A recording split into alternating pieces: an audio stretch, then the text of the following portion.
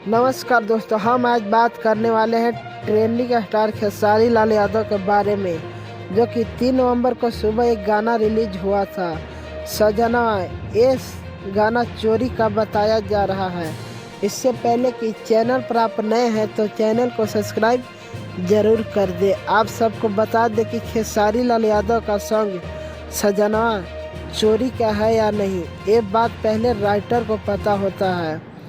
खेसारी लाल यादव गाना नहीं चुराए हैं, गाना राइटर ने चुराया है। आप सबको बता दें कि सजनवा सॉन्ग चोरी का है। ये सॉन्ग रोशन राज ऑफिशियल पर 3 साल पहले प्रद्युमन परदेसी ने गाया है। आप स्क्रीन पर देख सकते हैं। आप सबको बता दें कि खेसारी लाल यादव से गलती हो गया है, ये राइटर के वजह से।